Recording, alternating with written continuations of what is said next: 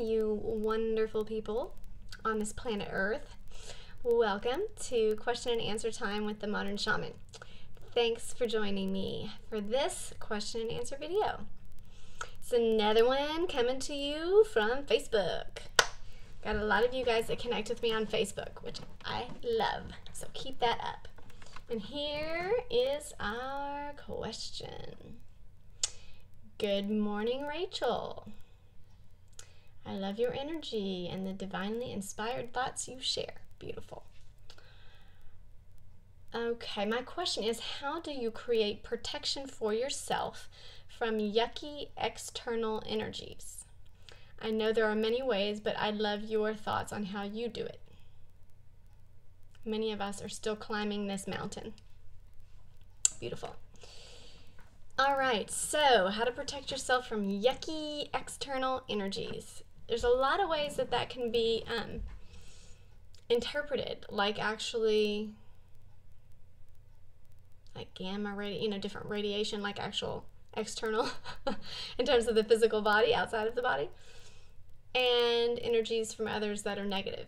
Now, I do have some other YouTube videos on kind of how to keep your high vibe when you're around negative people. I also have videos on psychic protection, cord cutting, what else might be relevant? How to just sustain a high vibrational space as long as you can. So I have some videos that are kind of on this topic peripherally, and you might want to check those out. Just scroll through the listing of videos and you can find them on there. Some of them are way back, so you might have to scroll back and hit back page 3, 4, 5 of the videos because I've done a lot of them now.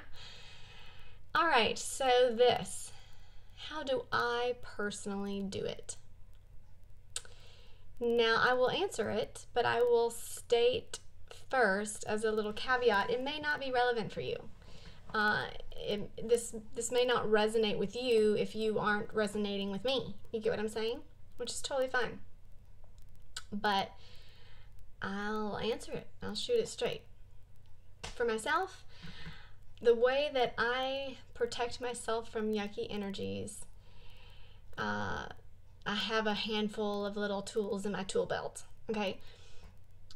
And they're just my spiritual practices. They just become regular practices for me because I know myself and how I process life, and this is effective for me. Okay, again, it may not be effective for you, but this is kind of how I've done this. And actually, I have a video also on spiritual practices, and I talk a little bit about this and my practices in particular.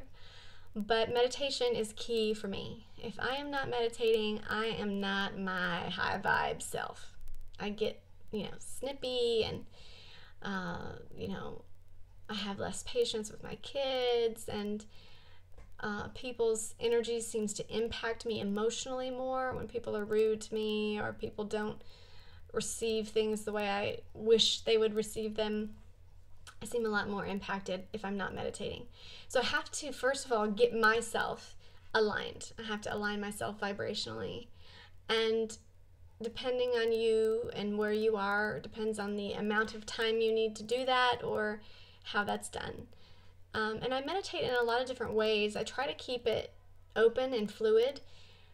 Sometimes I'll be really into guided meditation. Sometimes I'll just want the no mind and like total silence, almost like a deprivation tank. You know what I mean? Where I like shut everything out. No noise, no sound, no vision, nothing. And I'll use, a mask and like plug my ears and plug my nose and all of that. Sometimes I like to be out in nature when I'm meditating. Sometimes it just, I stay open and fluid. But I have to have that time. For me, this is just me, I like to meditate for an hour or two in the morning. And to be honest with you, if I was like in my beauty space, I would also do that for another hour or two in the afternoon. If I did that around 2 or 3, I get up in the morning really early, and then I have that time before I kind of start my day. So I get myself into that high vibe. And then I start to kind of like notice life starts to wane on me a little bit. You know, I have 3 kids and they stay busy, and I have work, and just so I'll start to feel it kind of slide a little bit, and I could use it around 2 or 3 in the afternoon also to like get myself back up aligned. And when I'm in that space, honestly, I'm emanating such light and love.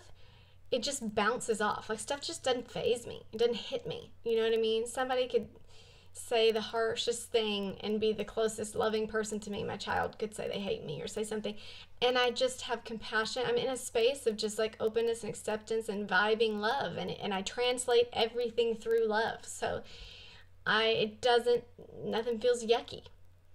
It just doesn't stick, you know, when I'm in that space. And I find for me that works better than trying to focus on protecting myself. For me, it works better to stay in a vibration that is just dominant in the room and emanating from that space of dominance. And so essentially the light just pushes out the dark. It doesn't, like I said, it doesn't stick, or it's like you turn on the light and there's just, once the light's on, there's no dark. You know what I mean? It's light. So for me, that's how I do it. If I'm in a specific event or time or place, or with this particular client or something that's very aggressive and heavy and dark, for instance, when I used to do a lot of missing person work or homicide or kidnapping cases, and there's a lot of heavy energy in when I'm working with that type of client. From there, a lot of times I'll pull in my guides and kind of angelic protection, Michael and Gabriel, and just feel into them, feel really strong in my sense of love and emanation and sense of security and my sense of peace in that space. So I'll just ask them to come close and to let me feel their energy as the most dominant energy in this room, because, you know, with that, in that case in particular, I may be in a room with a lot of people that have a real heavy, you know, it's a trauma kind of energy. It feels very dramatic and very physically draining and things like this. And maybe your job feels like that. Some people's family life feels like that. And if that's you, you may need to pull that energy in really close to you so you can palpably feel it as the most dominant energy, and then vibe out from there, and then speak from there. And that's what I would do when I'm in those situations. I would literally like call in my guides and my angels and say, like, stand really close to me. I want to feel your vibration, and I want you to almost like be the barrier that everything else has to come through before it comes to me. And so it's almost like I receive in a space of love. I'm able to align and say and feel a sense of peace no matter what is going on around me. There's a sense of distance to that. And by distance, I mean you almost feel like an observer, you know, like non-participatory. I guess that's another tool, is kind of moving out of body when the body is not feeling protected. Get my pan out a little bit, and get my perspective a little bit bigger, see it from a higher point of view. And then I don't feel so attached to whatever is coming at me emotionally. And then kind of the little specifics, you know, like the visualizations and things like that. I've got videos on that, so you can look at those different visualizations. And if that's relevant for you, you may like that, and kind of have a little tool belt of different visualizations to see when certain people are seeming to affect you in negative situations. But for the most part, I feel like when I stay in my highest vibrational space, I don't even need to worry about it. It's not even relevant. And that's the truth. So I would go for you, and what makes you feel the most joyous, the most aligned, the most blissful, the most space of just like pure connection to source.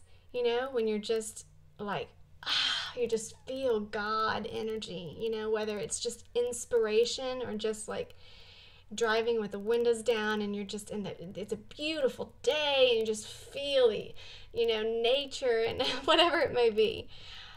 For you, I would get yourself in a regular space of that, regular alignment with that energy, first and foremost.